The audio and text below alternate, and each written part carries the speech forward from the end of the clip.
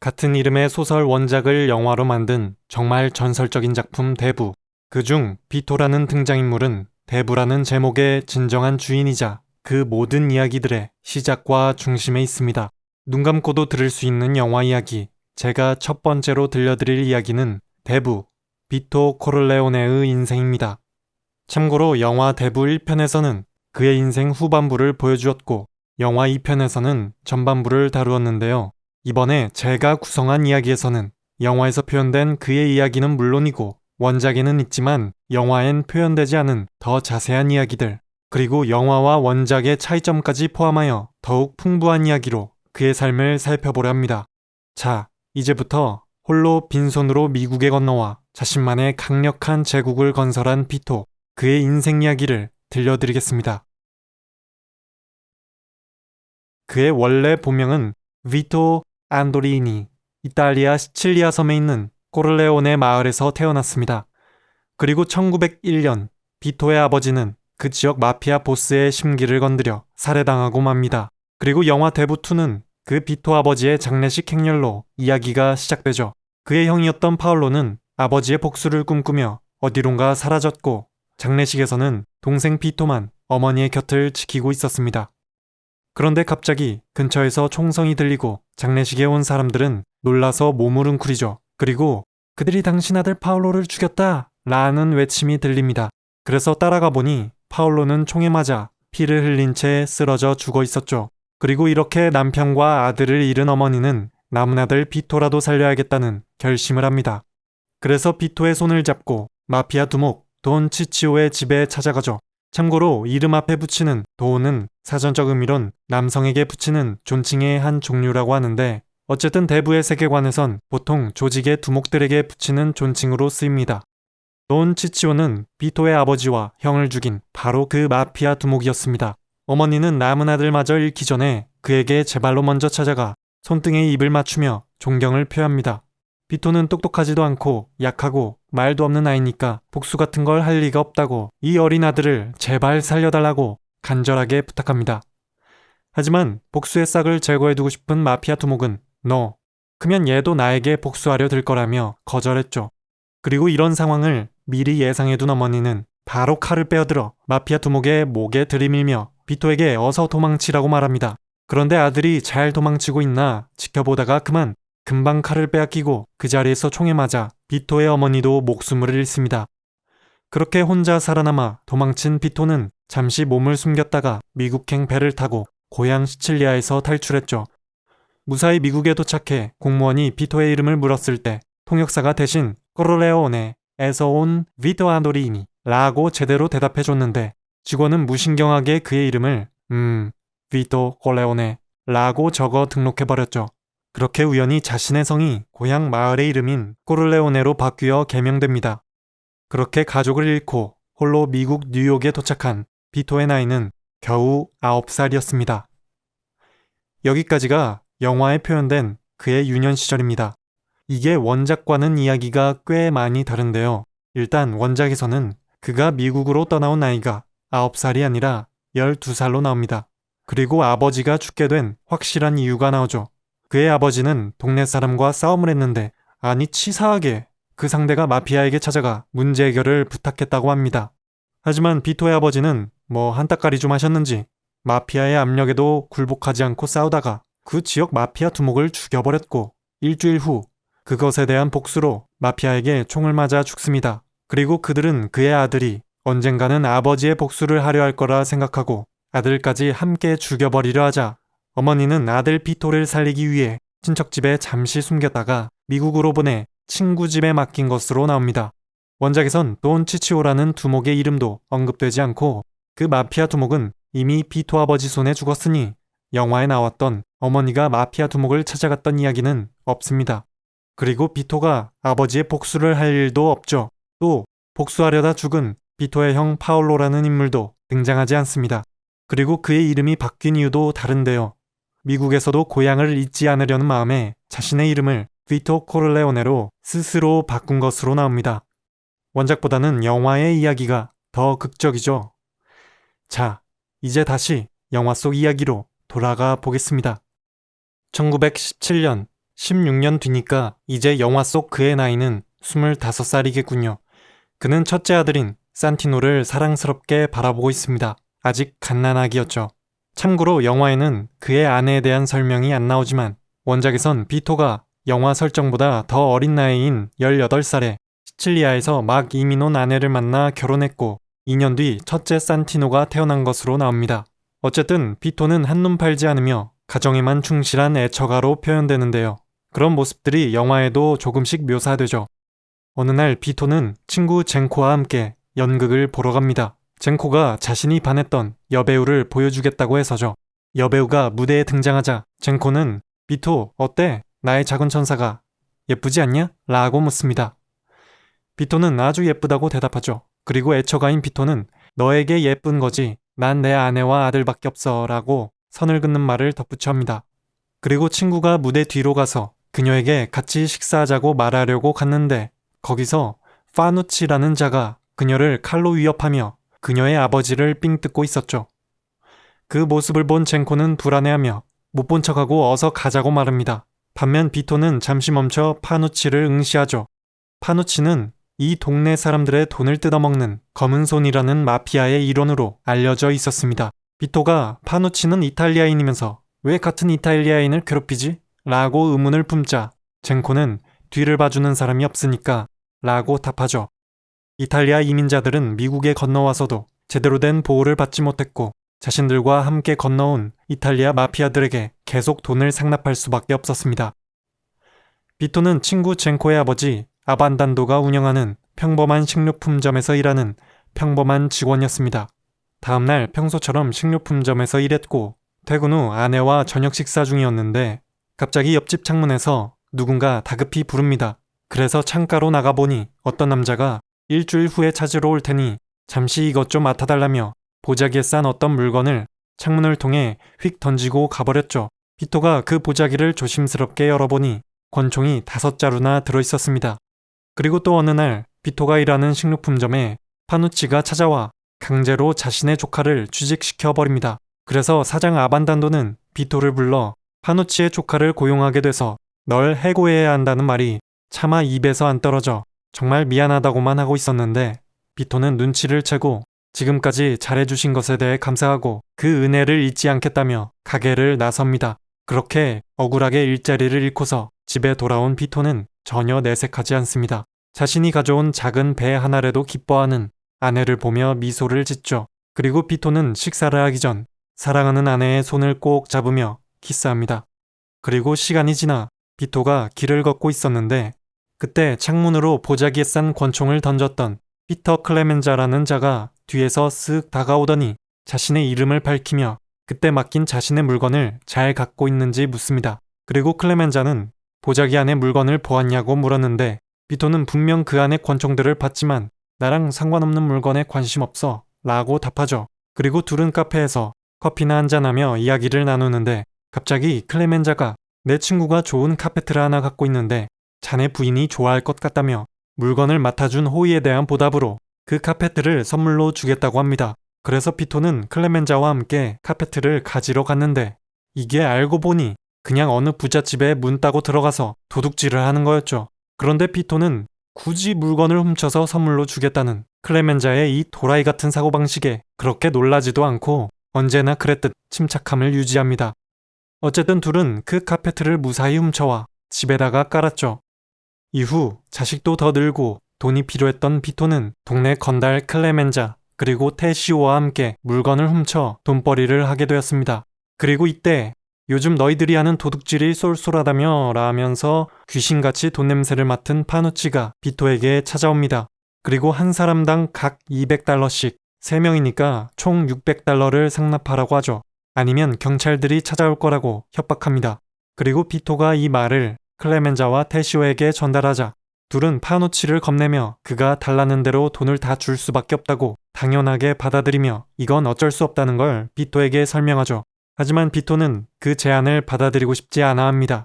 이번에 순순히 돈을 내준다면 이후에는 점점 더 큰 요구를 해올 거라는 것을 지금까지 봐서 잘 알고 있기 때문이겠죠.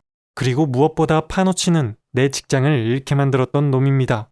그래서 비토는 클레멘자와 테시오에게 자신에게 딱 $50씩만 주면 어떻게든 알아서 해결하겠다고 말합니다. 클레멘자와 테시오가 어리둥절해하자 비토는 나중에 이 신세진 걸 잊지나 말라고 하죠. 그리고 이후 동네에서 축제가 열리는 날 파누치를 만나 딜을 하기로 합니다. 클레멘자가 비토에게 $50를 건네주며 끝까지 걱정을 하자 비토는 걱정하지 말라고 합니다. 거절하지 못할 제안을 할 거니까. 카페에서 단둘이 파누치를 만난 비토는 $100를 건네며 지금은 당장 돈이 없다고 좀 기다려달라고 말하죠.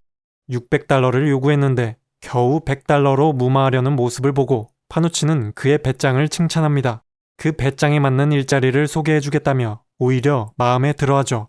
그렇게 마무리하나 싶었는데 비토는 건물 위로 올라가 일렬로 쭉 이어져 있는 건물 옥상들을 따라 걸으며 축제 행렬을 즐기면서 집에 걸어가고 있는 파누치를 몰래 뒤쫓습니다.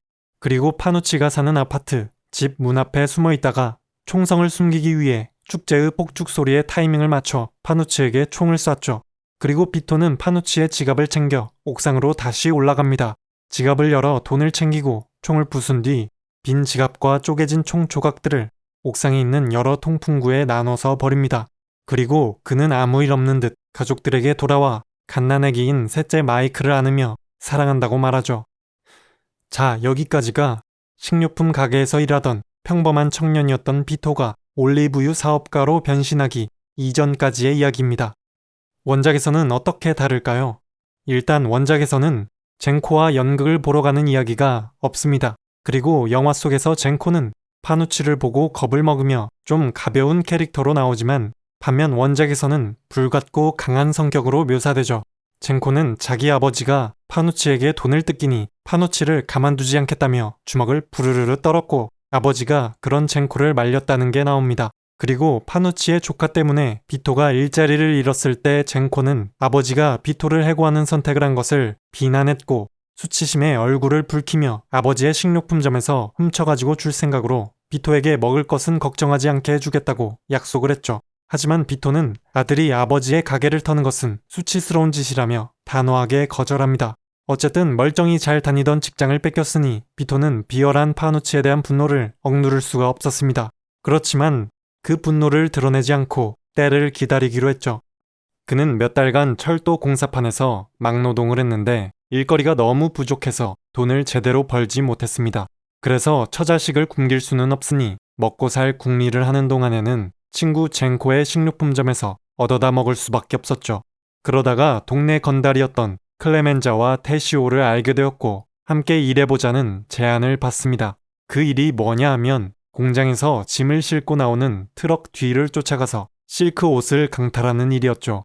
트럭 운전수들은 총만 보여주면 아주 얌전한 천사처럼 트럭을 갓길에 세웠으니 그들은 이게 위험할 것이 없는 일이라고 생각했다고 합니다. 어쨌든 강도질이었으니 비토는 꺼림칙했지만 당장 먹고는 살아야 하니까 그 제의를 받아들이기로 합니다. 일 자체는 별 어려움 없이 진행되었고 돈벌이는 쏠쏠했죠. 그러니까 영화에선 이걸 설명을 안 해줬지만 영화에서 파누치가 돈을 요구했을 때의 장면을 보면 비토는 트럭을 몰고 가고 있었죠. 그 장면의 트럭 안에 있던 물건들이 바로 그렇게 강탈한 실크 옷들인 겁니다. 그리고 비토가 식료품점에 배달 일을 해봐서 운전을 할 줄 알았기 때문에 트럭을 운전하고 물건을 판매하는 역할을 맡았다고 원작에 묘사되죠. 그리고 파누치가 비토 일당에게 상납을 요구했을 때 비토는 파누치에 관해 알고 있던 이런저런 기억들을 모두 떠올립니다. 결과적으로 파누치는 뭔가 어마무시한 마피아 두목처럼 알려져 있지만 사실은 그리 대단한 인맥이 있는 게 아니며 어쩌면 그런 건 아예 없을지도 모른다는 생각이 들었죠. 결국 파누치는 생각보다 강하지 않은 적이라는 결론을 내리고 그를 처리해버리기로 결심합니다. 이 결심은 그의 운명을 결정하는 선택이었죠. 그리고 결국 비토는 파누치에게 총을 쏩니다. 그런데 파누치 집 앞에서 총을 쏜 것은 같지만 원작에서는 여러 상황이 다릅니다. 일단 축제가 벌어지는 상황이 아니었고 어느 날 늦은 저녁이었죠. 그리고 비토는 카페가 아니라 파누치를 자신의 집에 초대해 돈을 건넸습니다. 또 원작에선 재밌는 게 아직 어렸던 첫째 아들 소니가 이런 비토의 행동들을 뒤에서 다 보고 있었다는 작은 비하인드 스토리도 나중에 나옵니다. 그리고 참고로 이때의 시기는 원작에선 아직 셋째 아들 마이클이 태어나기 전이었지만 영화에선 마이클이 이야기의 중심이기 때문에 비토가 파누치를 처리하고 돌아왔을 때 갓난아기인 마이클을 안는 장면을 일부러 넣은 것이겠죠. 그리고 비토가 파누치를 처리한 직후 어떻게 됐는지도 원작에는 나오는데요. 이전에 파누치는 경찰에 좋은 연줄이라도 있는 것처럼 보였지만 새벽에 파누치의 시체를 발견한 경찰은 오히려 좋아했으며 살인범을 찾으려는 노력도 별로 하지 않았습니다. 근처에 깡패나 전과가 있는 자들을 신문하는 데 그쳤고 결국 비토는 한 번도 용의선상에 오르지 않았죠. 비토는 자신의 집에 초대한 밤에 죽었는데 어떻게 이럴 수가 있나 의아해했습니다. 그만큼 당시 이탈리아 이민자 동네의 치안이 허술했다는 것을 잘 보여주는 것이죠. 그 이후 클레멘자와 테시오는 경찰 수사를 피하기 위해 한 2주 동안 비토를 피해 다니다가 그에게 존경을 표하러 어느 날 아침 찾아옵니다. 그리고 그저 차분하고 조용한 사람인 줄로만 알았던 그의 본색을 보고 매우 놀랐죠. 그저 친구이자 동업자였던 비토가 자연스럽게 그들의 보스가 되는 순간이었습니다.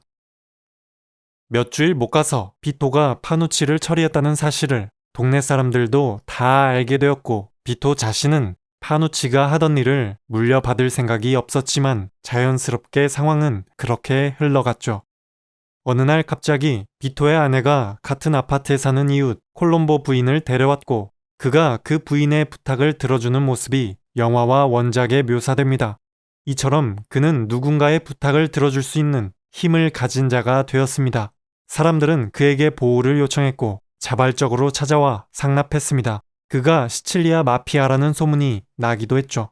이제 비토 코를레오네는 누구에게나 존경받는 사람 대접을 받게 되었습니다. 그리고 얼마 안 가서 상납받는 보호비만으로도 많은 수입을 얻게 됐고 그것을 기반으로 친구 젠코와 함께 올리브유 수입 사업을 시작합니다. 자금의 대부분을 투자한 비토가 회사의 대표였지만 자신의 이름을 따야 한다는 것을 거절하고 친구 젠코의 이름을 따 젠코프라 기름 회사를 세웠고 젠코프라 올리브유라는 상표로 물건을 팔았죠. 이 사업에서 클레멘자와 테시오는 판매를 맡았습니다. 필요할 땐 비토가 직접 영업에 나서기도 했죠. 비토는 자신의 타고난 설득력을 적극 이용했고 간혹 끝까지 설득이 안 되는 상대에게는 거절할 수 없는 제안을 하며 경쟁사를 밀어내거나 합병시키는 방식으로 시장의 독점을 노렸습니다. 그렇게 몇 년간 사업을 매우 공격적으로 확장시켰고 결국 젠코프라 올리브유는 미국에서 가장 잘 팔리는 이탈리아산 식용유가 되었습니다. 그만큼 조직도 급속히 커졌죠. 그리고 영화에선 이렇게 비토가 올리브유 사업가로 성공한 시점에서 자신의 고향 시칠리아의 코를레오네 마을에 화려하게 컴백하는 이야기가 나옵니다. 고향에 가서 처가와 친척들을 만나고 올리브유 수입처를 확장하는 듯 했지만 사실 진짜 목적은 아버지의 복수, 가족들의 복수를 하기 위해서였죠. 비토는 돈 치치오에게 뉴욕에서 온 올리브유 사업가로 접근합니다. 돈 치치오는 이제 많이 늙고 힘이 없어 보였죠. 그는 자신을 찾아온 이 사업가 청년의 이름을 묻습니다. 그리고 비토는 자신의 이름을 비토 코를레오네라고 대답했죠. 그러자 돈 치치오는 여기 마을 이름을 땄구만 하며 껄껄 웃습니다. 그리고 나서 그럼 아버지의 이름은 뭔가? 라고 또 묻죠. 그러자 비토는 나의 아버지의 이름은 안토니오 안도리니 그리고 이거나 먹어라 하며 칼을 꺼내서 돈 치치오의 오른쪽 아랫배에서 왼쪽 가슴까지 칼로 쭉 그어버리죠. 그렇게 비토는 가족의 복수를 성공했습니다.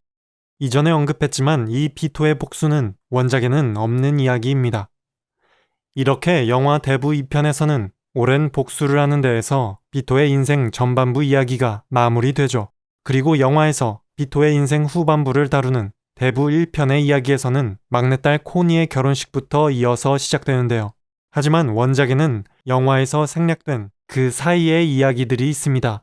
자, 그러니까 지금부터 들려드리는 건 원작에만 나오는 올리브유 사업가로 시작했던 비토가 뉴욕과 미국을 주름잡는 거대 마피아 조직의 두목이 되어가는 이야기입니다.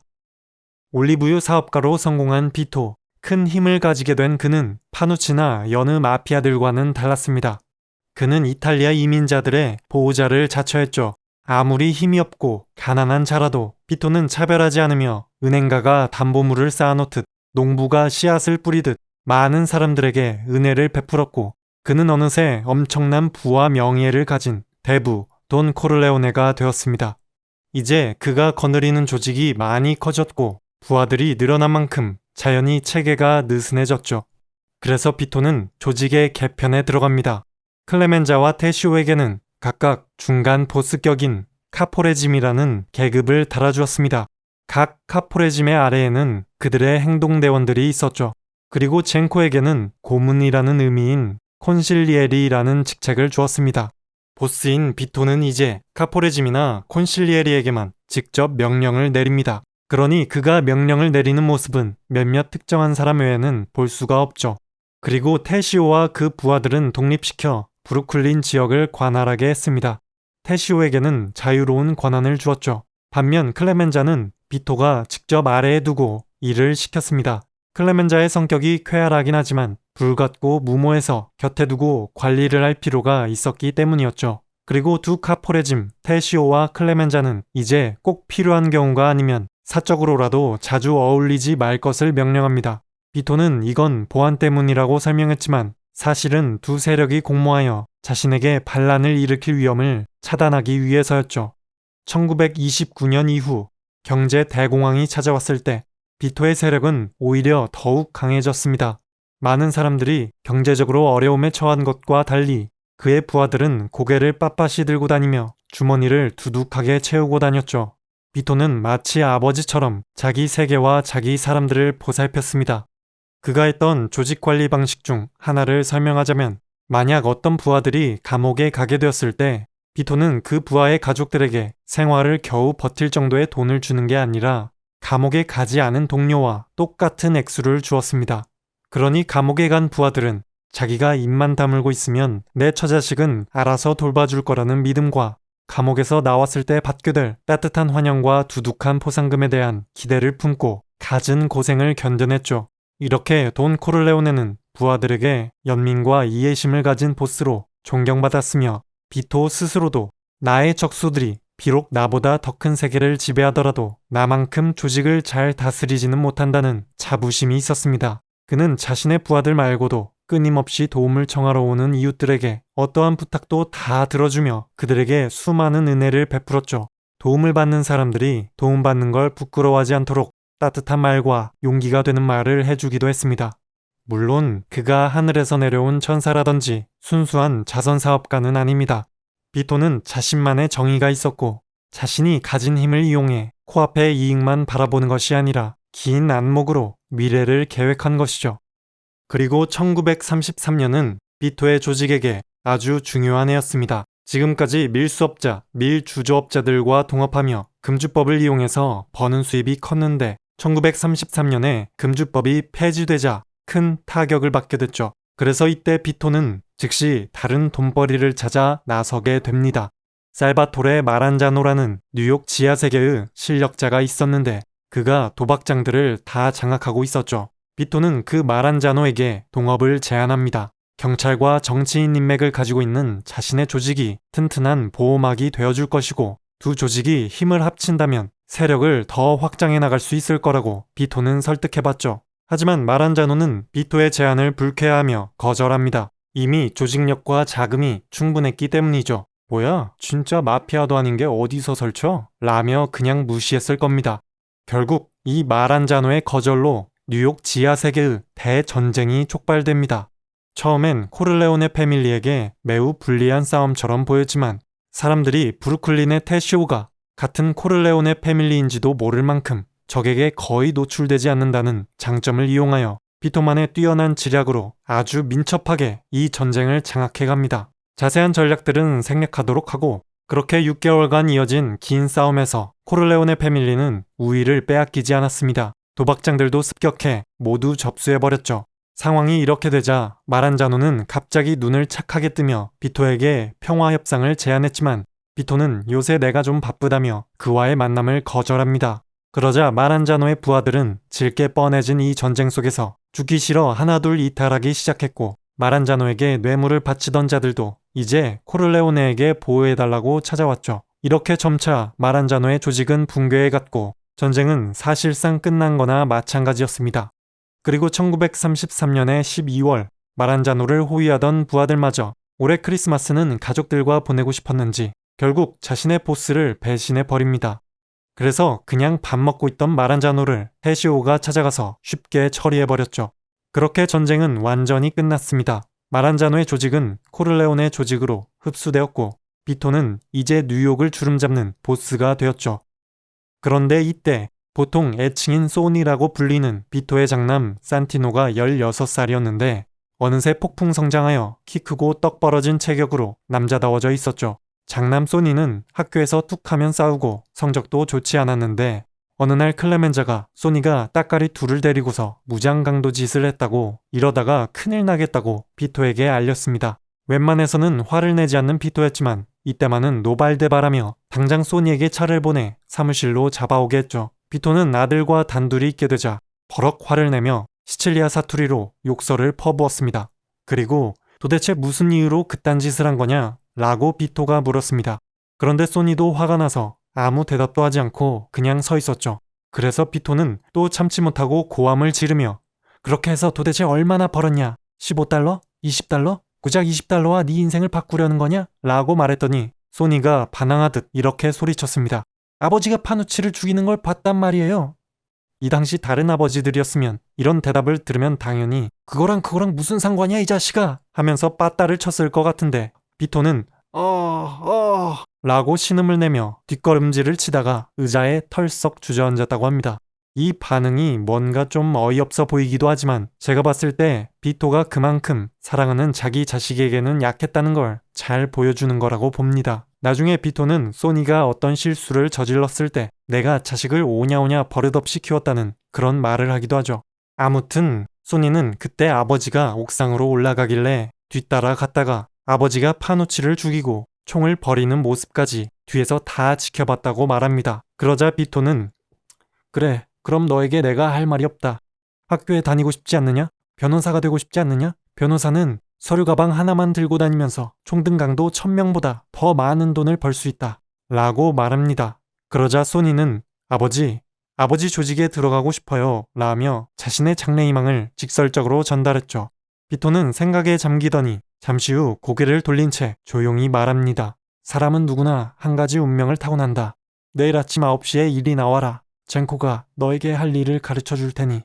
이후 젠코는 소니에게 주로 아버지를 호위하는 일을 시켰습니다. 그렇게 하면 후계자가 되는데 필요한 훈련들을 저절로 쌓을 수 있기 때문이었죠. 비토는 기회가 있을 때마다 소니에게 사업에 필요한 자세들을 가르치기 시작했습니다. 일단 그 불같은 성격을 다스리라고 끊임없이 주의를 주었죠. 생각 없이 분노를 내뱉는 것은 가장 위험한 행동이라고 강조하며 가르쳤습니다. 그리고 클레멘자는 소니에게 사격술과 여러 가지 무기 사용법을 가르쳐줬죠. 그리고 2년 후 1935년 소니는 별로 훌륭하진 않았지만 간단한 일들을 그럭저럭 처리할 수 있는 정도의 수준이 되었습니다. 그리고 이때 1935년 미국의 대도시들은 야망 있는 녀석들이 서로 보스가 되기 위해 매일매일 싸움이 벌어지는 깡패들의 춘추전국 시대였습니다. 그리고 비토 코를레오네도 역시 꿈이 원대한 남자였죠. 하지만 그는 이미 완전히 자리를 잡았으니 지금부터는 공격적인 확장을 하기보다는 자신의 구역과 사업의 유지에 힘써야 할 때입니다. 비토의 조직 내부와 사업은 안정되어 있었고 전혀 문제가 없었죠. 그렇지만 다른 건달들이 마구 저질러버리는 살인들 때문에 바깥은 혼란한 상태였습니다. 그리고 이런 상황이 계속된다면 더 엄격한 치안법과 더 강력한 경찰력을 요구하는 여론이 강해질 것이며 결국 자신의 사업은 큰 타격을 받게 될 거라고 비토는 생각했죠. 그래서 비토는 서로를 적대시하는 뉴욕의 조직들이 평화협정을 맺도록 주선하고 더 나아가서 미국 전체의 범죄 조직들 간의 전쟁을 끝내게 하려는 아주 큰 그림을 그립니다. 비토는 그 계획대로 먼저 뉴욕의 갱단 두목들과 만나 회의를 주선했습니다. 하지만 조직들이 너무 많고 그들 사이의 이해관계도 너무 다양해 도저히 합의가 불가능했죠. 그러자 비토는 조직의 수를 줄이지 않고는 계획의 진행이 불가능하다는 결론을 내립니다. 그리고 뉴욕의 조직들을 쭉 정리해보니 5, 6개 정도의 조직은 쉽게 제거할 수 없을 만큼 강력했죠. 그래서 그는 큰 조직들을 제외한 나머지 작은 갱단들을 상대로 정복전쟁을 벌이기 시작했습니다. 하나씩 자신의 조직에 흡수시켜버렸죠. 물론 그 과정들이 쉽지는 않았습니다. 특히 그중 아일랜드 출신의 권총강도 일당들을 굴복시키려 했을 때 한 녀석이 대담하게 죽을 각오를 하고 호위망을 뚫고 들어와 비토가 가슴에 총을 맞는 일이 벌어졌습니다. 암살자는 그 자리에서 직사했고 비토는 다행히 목숨을 건졌지만 한동안 활동이 불가능한 상태가 되었죠.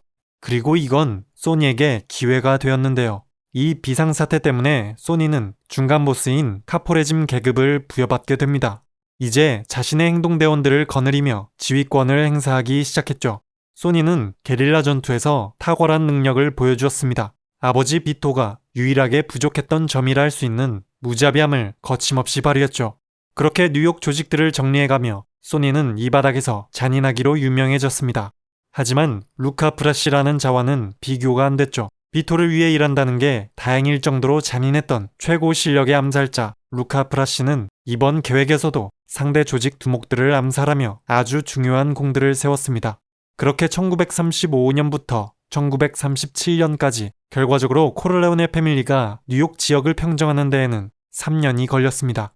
자신의 구역을 싹 정리한 돈 코를레오네는 상처를 회복하고 난 다음 뉴욕을 포함해 미국 전역을 돌아다니며 자신의 평화 의지를 알리기 시작합니다.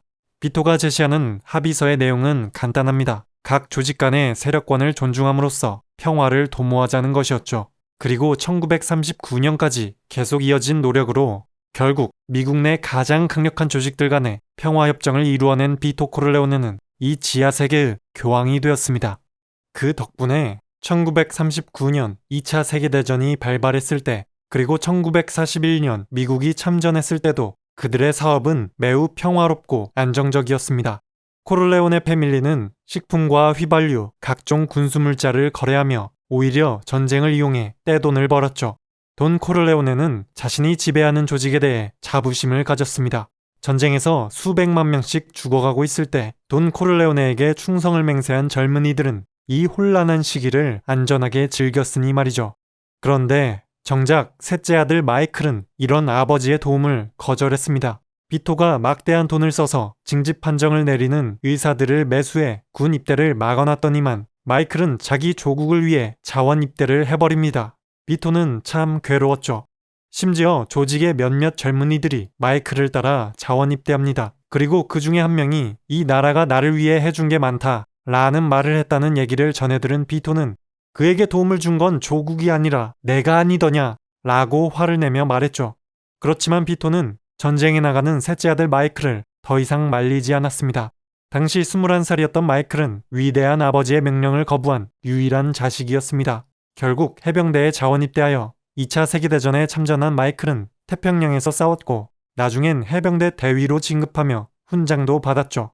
1944년에는 라이프지에 마이클의 공적을 찬양하는 글과 함께 사진이 실리기까지 했습니다. 하지만 비토는 이렇게 잡지에 실릴 정도의 전쟁 영웅이 된 아들을 자랑스러워하기는커녕 이방인을 위해 기적을 행했군 이라 말하며 무시했죠. 그리고 1945년 초에 마이클은 불구가 될 뻔한 부상을 당했는데 겨우 회복하고 제대를 하게 됩니다. 이때 비토가 뒤에서 손을 써 제대시킨 것이었지만 마이클은 그 사실을 알지 못했죠. 제대한 마이클은 몇 주 동안 집에서 쉰 다음 가족 누구에게도 상의하지 않고 대학에 입학합니다. 그렇게 또 집을 떠나 한동안 나타나지 않다가 1945년 8월의 마지막 토요일 마이클은 동생 코니의 결혼식 때문에 오랜만에 집에 왔습니다.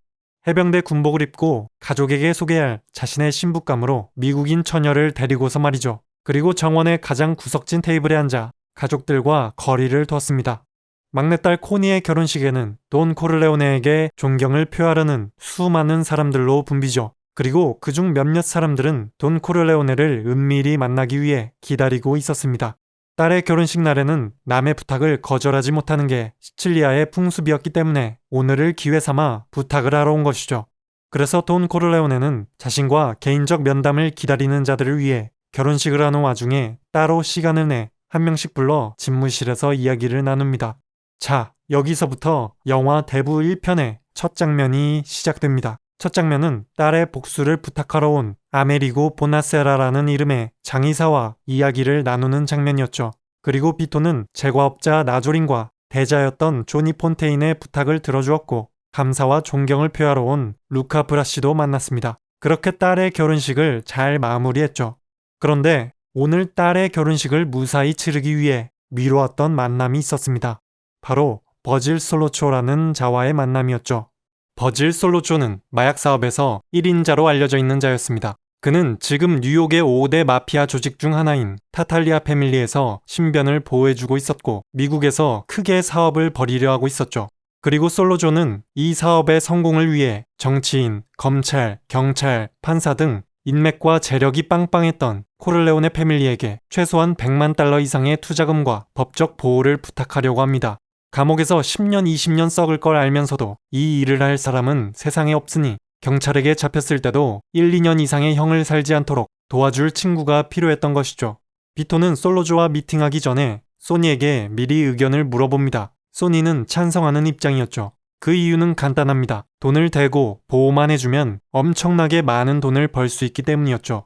버질 솔로조와 미팅이 시작되고 예상했던 것처럼 솔로조는 돈 코를레오네에게 투자금과 보호를 요청합니다. 하지만 비토는 원래부터 거절할 생각이었죠. 지금 많은 인맥들이 있는 건 맞지만 내가 마약 사업을 시작한다면 그들은 보호해주지 않을 거라고 이유를 차분히 설명하며 최대한 부드럽게 거절을 표합니다. 그러자 솔로조가 혹시 투자금을 잃을 게 걱정된다면 타탈리아 패밀리에서 보증할 겁니다. 라는 말을 했는데 이때 갑자기 장남 소니가 끼어들어 타탈리아가 보증을 한다는 거냐고 되묻죠. 이건 아주 큰 실수였습니다. 지금은 보스들 사이의 대화였고 심지어 보스가 이미 앞에서 거절을 했으니 더욱 가만히 있었어야 했죠. 여기서 끼어들었다는 건 조직 내에서 의견이 일치되지 않았다는 것과 자신은 이 사업에 흥미가 있다는 것을 훤히 드러내는 겁니다. 그래서 비토는 끼어들어 말하려는 소니를 막으며 내가 애들을 오냐오냐 키운 것이 잘못이라고 그래서 이렇게 들어야 할 때 말을 한다고 했죠. 그리고 다시 한번 확실히 거절을 표한 뒤 사업이 잘 되기를 바란다고 하며 대화를 마무리합니다. 잠시 후 솔로조가 자리를 떠나자마자 비토는 소니에게 도대체 너 머리가 어떻게 된 거 아니냐며 혼냅니다. 그리고 다시는 네 생각을 함부로 내보이지 말라고 경고하죠. 하지만 한번 뱉은 말은 주워 담을 수가 없습니다. 비토는 소니에게 나가보라고 한 뒤 바로 루카 브라시를 부르죠. 거절할 수 없는 제안이란 내가 받을 수도 있는 겁니다. 비토가 솔로조의 관상을 보아하니 충분히 그럴 배짱이 있는 놈으로 보였기 때문에 뒷일이 걱정되었죠. 그래서 그는 루카 브라시에게 솔로조를 감시하고 지금 코를레오네 패밀리에 불만이 있는 척하면서 타탈리아 패밀리에 접근해 그들에게 무슨 꿍꿍이가 있는지 정보를 캐오라고 명령합니다. 이후 루카 브라시는 그 지시대로 타탈리아 패밀리와 3개월간 내통했죠. 그리고 크리스마스를 앞둔 어느 날 타탈리아 패밀리의 두목 필립 타탈리아의 아들 브루노 타탈리아가 루카 브라시에게 당신을 은밀히 만나 어떤 제안을 하고 싶어하는 친구가 있다며 한번 만나보라고 합니다. 그 친구는 물론 버질 솔로조였죠. 루카 브라시는 좋다고 대답했고 브루노 타탈리아는 자신이 운영하는 나이트클럽이 새벽 4시에 문을 닫으니 그때 클럽에서 만나자고 약속을 잡습니다. 그리고 루카 브라시는 오늘 솔로조를 처리할 수도 있다는 생각을 하며 집에서 방탄조끼를 챙겨 입고 권총을 챙겨서 약속 장소에 나갔죠. 역시 그 자리에 나타난 것은 버질 솔로조였습니다. 그리고 솔로조는 루카 브라시를 만나 함께 일하자는 제안을 하는 듯 했지만 갑자기 뒤에서 누군가 튀어나와 끈으로 루카 브라시의 목을 조릅니다. 최고의 암살자로 이름을 날리던 루카 브라시는 그렇게 목이 졸린 채 허무하게 죽어버리죠. 루카 브라시가 살해당하고 약 12시간이 흐른 뒤 바로 그날 오후 그 사실을 알지 못했던 비토는 평소처럼 사무실에서 일을 보고 집에 돌아가던 중 잠깐 과일 가게에 들려 과일을 삽니다. 그런데 그때 권총을 든 두 남자가 길 모퉁이에서 튀어나와 그에게 총알 세례를 퍼부었죠. 그렇게 비토는 몸에 총알이 5발이나 박힌 채 피범벅이 되어 쓰러집니다. 과다출혈로 쇼크 상태에 빠진 그는 의식을 잃은 채 병원으로 실려가죠. 다행히 겨우 목숨은 건졌지만 매우 위독한 상태로 말도 제대로 못하며 한동안 의식은 희미하기만 했습니다.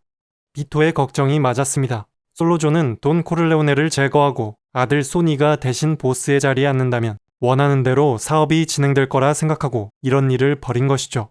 그리고 비토가 저격당한 다음날 밤 그가 입원해 있던 병원을 호위하던 형사와 조직원들은 뉴욕 경찰서장이 해산시켜버리고 갑니다. 그 경찰서장은 솔로조에게 뇌물을 먹었고 그렇게 아무도 없는 사이 솔로조가 이번엔 비토의 숨을 확실히 끊어놓을 계획이었죠. 그로부터 약 10분 후 마침 그때 셋째 아들 마이클이 병문안을 오게 됩니다. 비토가 잠시 정신을 차렸을 때는 마이클이 곁에 다가와 아버지를 지켜드리겠다는 말을 하죠.